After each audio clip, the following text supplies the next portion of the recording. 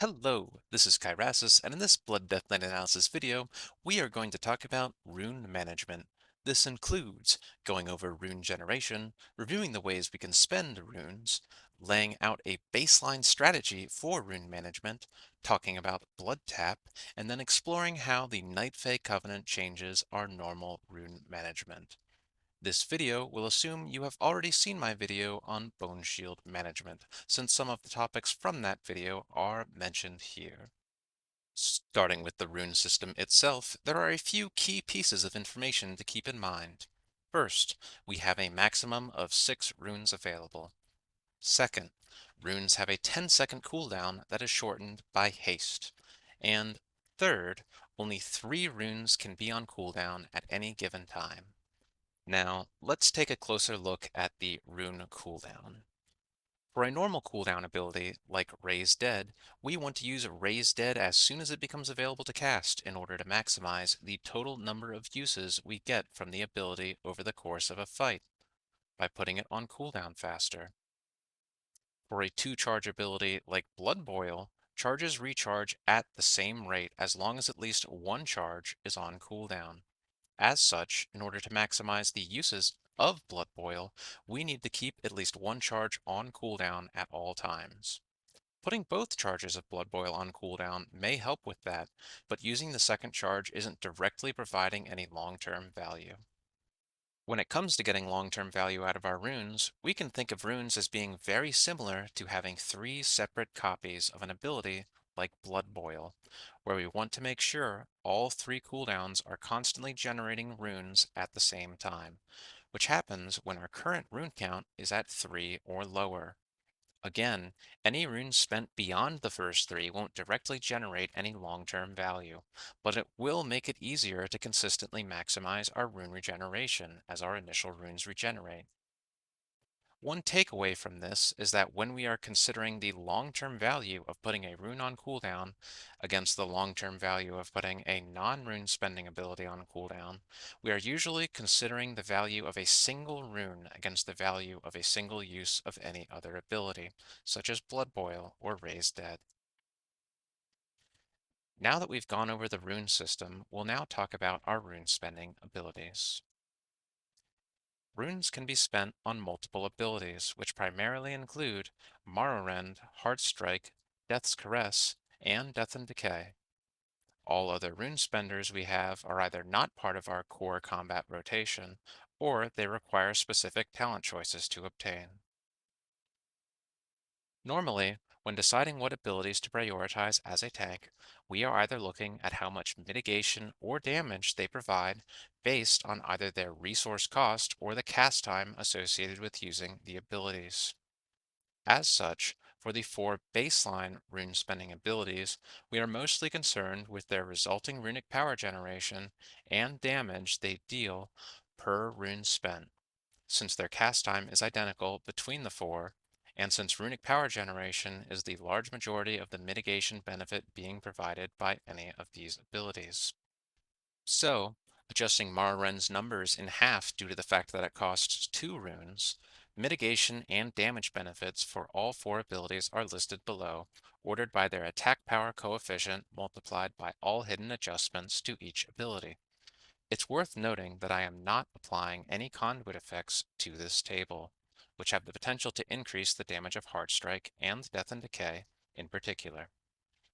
Right away, we can see that Heartstrike is strictly better than both Morrowind and Death's Caress if we are just looking at runic power generation, damage, and number of targets hit. In Morrowind's case, the only reason we have to use this ability is strictly for maintaining Bone Shield, which provides an extra benefit that is not being reviewed on this table. Outside of Bone Shield, we have little to no incentive to use Morrowind since it is strictly worse than Heartstrike outside of Bone Shield benefits. For Death's Caress, the only advantage of this ability is that it is a ranged attack, so the ability is only used as a pooling tool or as an inefficient ranged rune spender in situations where we have no other way to spend our runes. So, at least between the bottom 3 abilities, Heartstrike is our preferred rune spender when we have no need to generate Bone Shield charges. But what about Death and Decay? We can see that Death and Decay has a higher attack speed multiplier and hits more targets than Heartstrike. However, Death and Decay doesn't generate as much runic power as Heartstrike.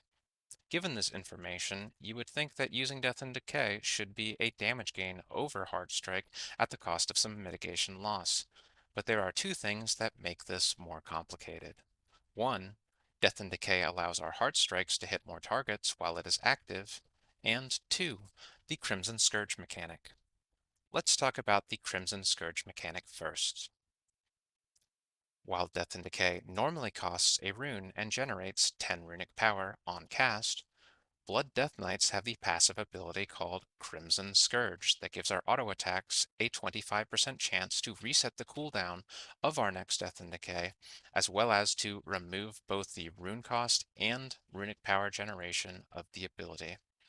However, this effect can only occur when Death and Decay isn't currently on the ground, so you can't generate Crimson Scourge proc within 10 seconds of having used Death and Decay.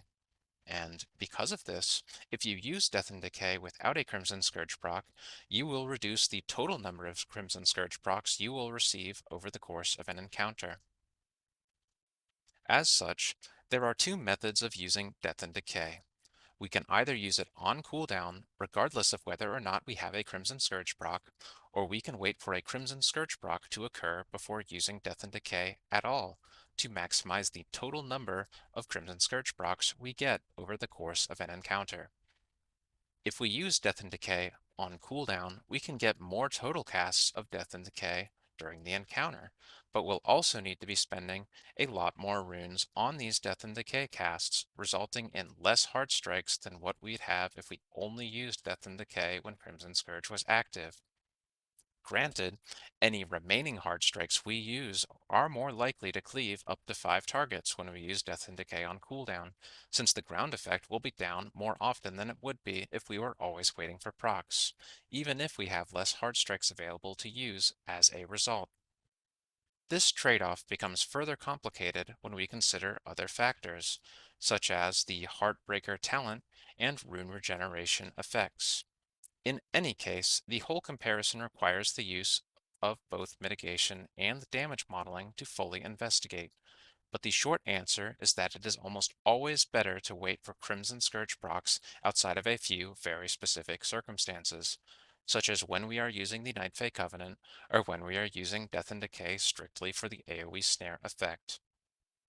Altogether, any normal situation, we would expect to be using a fixed amount of runes on Morrowind for Bone Shield management, a fixed amount of runes on miscellaneous cooldown or utility abilities that cost runes, and all remaining runes on Heartstrike.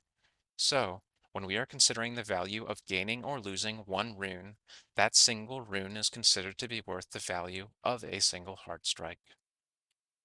Now, we're going to draw on the previous information and talk about basic rune management. As previously mentioned, we need to keep at least 3 runes on cooldown in order to maximize our rune regeneration. However, since each of our runes can have staggered cooldowns, it's possible to regenerate 2 runes at the same time, or 3 runes in a very short amount of time. So, keeping our active rune count lower than 3 will make it easier for us to maintain maximum rune regeneration, even if our runes regenerate in a clump of multiple runes in a short period of time. Granted, the benefits of doing this taper off as our average rune levels get lower. On the other hand, if we want to effectively manage Bone Shield, we need to have access to 2 runes when we want to be using Morrowind. And if we don't have enough runes on hand to manage Bone Shield well, we'll either lose Bone Shield stacks from having the buff expire, or we'll lose uptime on Ossuary, which either forces us to use more Morrowinds than necessary, or makes our Death Strikes more expensive. In either case, both mitigation and damage is lost by not managing Bone Shield well. Furthermore, some level of rune availability also helps to use certain cooldown-based rune spenders on cooldown, or utility-based rune spenders when needed. A common example of this is being able to use Blood Drinker on cooldown while in a raid encounter, which is a 30-second cooldown rune spending ability that is used to increase single target damage. Together, Bone Shield and cooldown efficiency are both going to be higher with more average runes available, though the benefits taper off as our average rune levels get higher, as we approach the point where we never have issues when we want to use these abilities. As such, this results in a balancing act between trying to maximize rune utilization without neglecting cooldown usage or bone shield management, where focusing too heavily on one side can come at the expense of the other. So, how can we approach this problem? Since we ideally want to use Morrowind at specific times, as well as any powerful rune spending cooldowns as soon as possible, Hardstrike usage is going to be our main method of actively managing our rune pool, since we usually don't have any timing considerations associated with using Hardstrike, and it's our main rune spending filler ability. So, the main question we want to be asking ourselves is, how do we want to use Heartstrike to maximize our overall benefits? First, the most basic strategy you can use is to never Heartstrike below 2 runes, so that we will always have runes on hand to cast Morrowind on demand. With this strategy, it is also likely that you'll have enough runes available to also support your cooldown-based rune spenders and utility abilities with little to no negative consequences. We'll probably see some amount of rune regeneration loss with this strategy, since regenerating 2 to 3 runes in quick succession will push our rune pool above 3 active runes for some amount of time, but it could be worse than this situation. For advanced players, it's very possible to maintain full Bone Shield benefits while occasionally hard striking to less than 2 runes with the right timing, allowing them to gain even more rune utilization at little to no cost to cooldown usage or Bone Shield management. Granted, using these strategies is more difficult to do, or requires setting up your UI to track certain conditions for you. We'll now take a look at the risks associated with Heartstrike to low rune counts, and we'll take note of what we need to be paying attention to if we wish to use Heartstrike below 2 runes. The first risk is that our Bone Shield expires or we drop below 5 stacks of Bone Shield for a significant period of time, because we lack the resources to Morrowind when needed. However, it's very easy to track the number of Bone Shield stacks we have, the remaining duration of Bone Shield, and we have a reasonable idea on how long it will take for our runes to come back off of cooldown based on how much haste we have. So, as long as we have sufficient Bone Shield duration and the number of Bone Shield stacks when we hardstrike below 2 runes, we can know ahead of time that we'll have no immediate need to Morrowind while the runes are regenerating. For example, we could safely heartstrike below 2 runes if we have 8 or more stacks of Bone Shield, and at least 7.5 seconds of Bone Shield duration left. Our base rune regeneration rate is 10 seconds, and we know that it will take 7 seconds at most to have 2 runes available after heartstriking away our last rune. Furthermore, since we can only lose Bone Shield stacks every 2.5 seconds from auto attacks at most, and after accounting for haste and player reaction time, the 7.5 seconds of margin from Bone Shield stacks should be more than enough to cover any situation without losing ossuary uptime. In my previous video on Bone Shield management, I said that one potential advantage of maintaining higher Bone Shield stacks was that it gave you more rotational flexibility if you were able to make use of it. Being able to more easily meet the conditions for hard striking to lower rune levels is one of the ways we see that rotational flexibility play out in-game. Another way we see the extra rotational flexibility is in being able to use rune spending cooldown abilities like Blood Drinker on cooldown without losing Bone Shield benefits. Which brings us to our second risk. If we are using Blood Drinker in Raid, we ideally want to be using Blood Drinker as soon as it is available to cast. Luckily, Blood Drinker's cooldown is very easy to track, so we would just need to add one additional restriction to hard striking on one rune based on the cooldown of Blood Drinker, if we want to try and increase our rune utilization with minimal negative consequences. For example, in addition to the previous conditions, we may want to ensure that we have more than 6 seconds left on the cooldown of Blood Drinker before we use our last rune on Hard Strike. If you really want to go even deeper into min-max territory, you can also choose to use your final rune as a reserve rune that is only used in specific circumstances to try and make your rune usage more efficient. For example, maybe you are only using this last rune if you have Heartstrike enhancers active, such as Dancing Rune Weapon or Death and Decay with multiple targets. Or maybe you are only using a rune if your runic power level is low enough that the extra boost in runic power generation is particularly valuable for mitigation, so that you are more likely to use that runic power on a survival death strike instead of just using it on a death strike to prevent overcapping runic power. Arguably, this would only be worth doing with your final rune. Now that we have gone over some basic rune management strategies, we are going to quickly touch on Blood Tap usage. With the talent Blood Tap, we have an ability that can instantly generate a rune with 2 charges.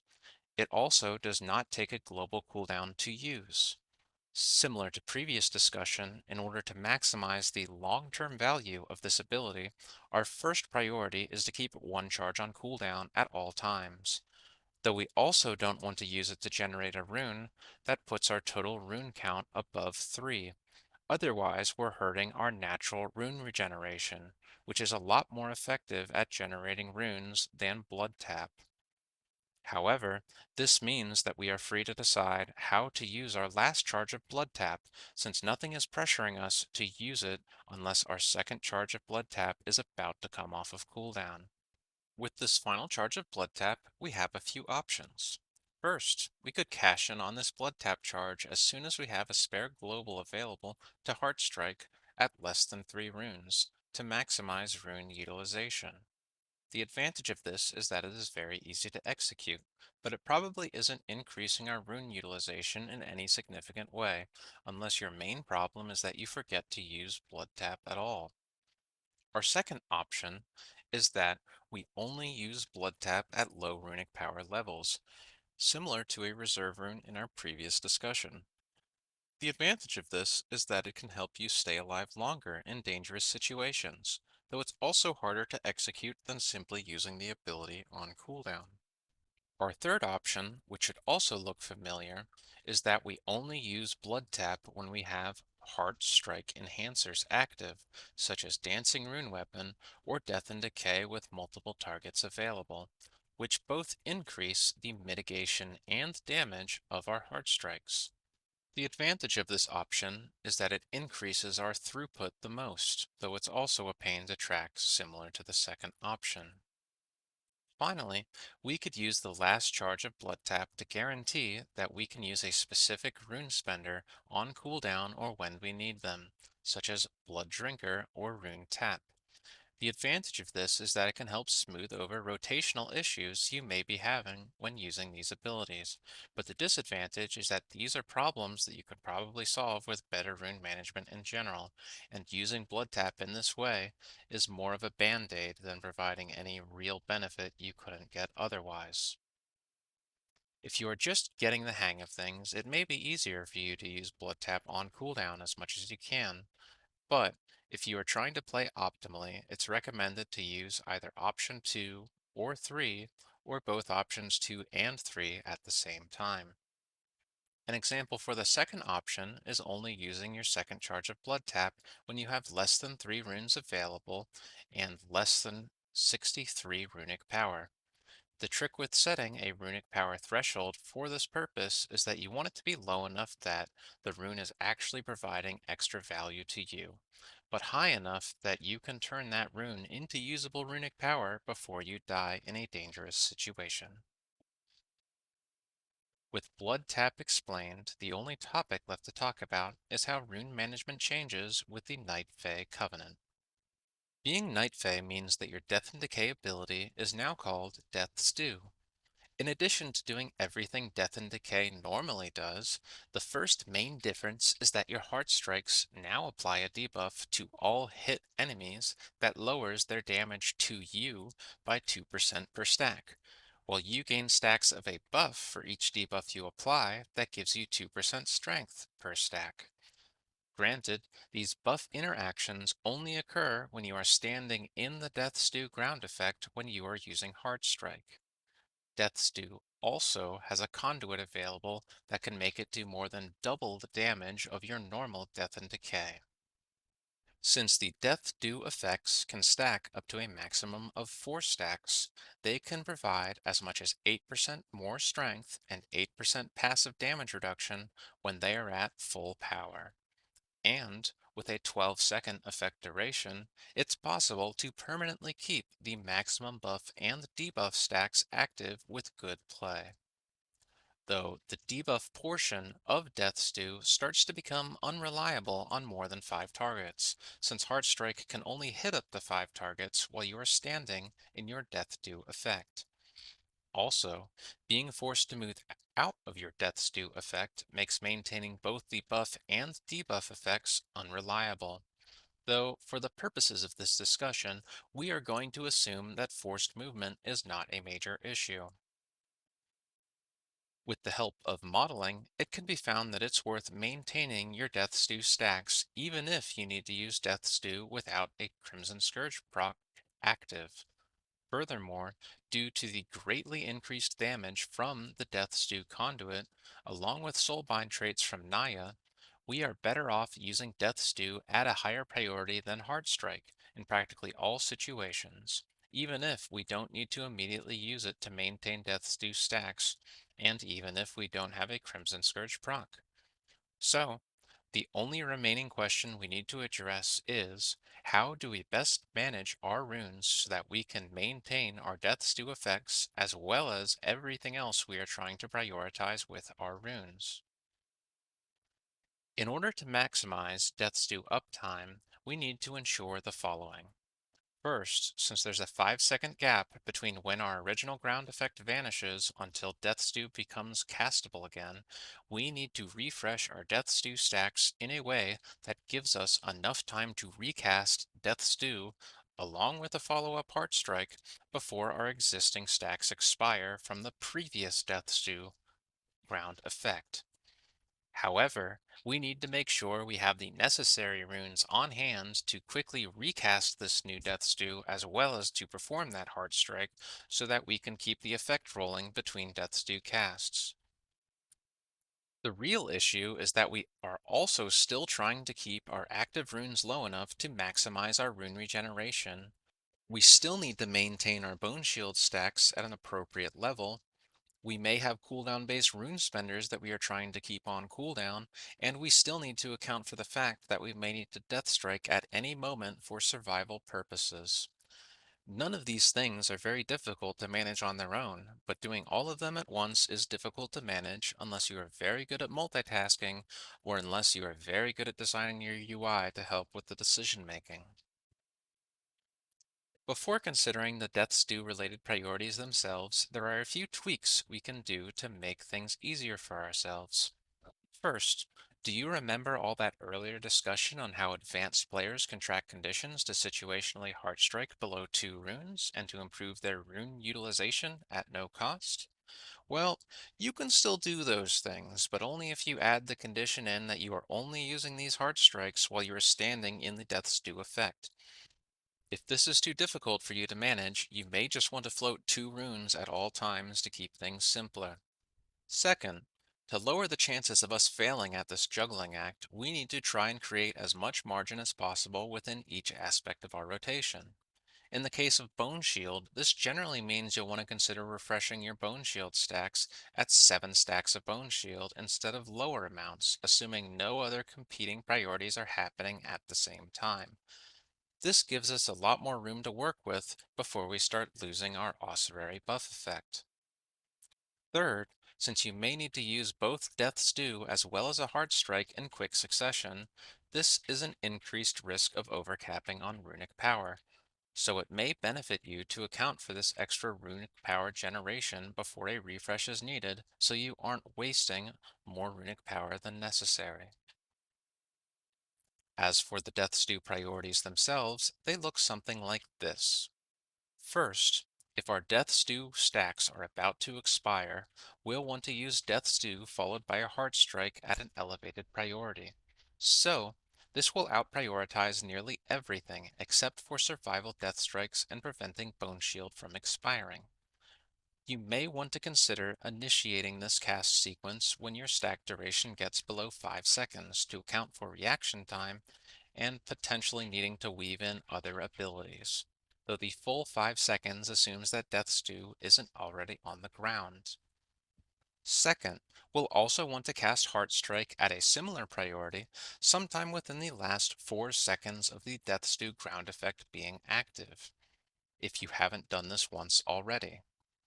This will ensure that we have sufficient time to refresh the Death Stew effect on a fresh Death Stew cast. Third, as we've already discussed, we'll want to normally use Death Stew before Heart Strike in all situations, even if it isn't immediately needed for stack management, and even if we don't have a Crimson Scourge proc active. Not only is this a net gain, but it will make managing this rotation a lot easier. Remember, even with all of this information, Night Fae has the most difficult rotation to play between all of the Blood Death Knight covenants, and losing stacks may be unavoidable when forced movement is involved. In conclusion, we have talked about how rune cooldowns work relative to other abilities. We discussed why the value of a rune is equal to the value of a heart strike. We reviewed how to manage runes in a way that maximizes our rune regeneration without disrupting the rest of our rotation. We explained how to maximize the value of Blood Tap, and we examined how to manage runes with Night Fae in particular. If you have any questions, if there are any additional topics you'd like to see in the future, or if you have any opinions of your own on rune management, please leave a comment below or contact me through Discord. My information can be found in the video description below. In the meantime, good luck and have fun.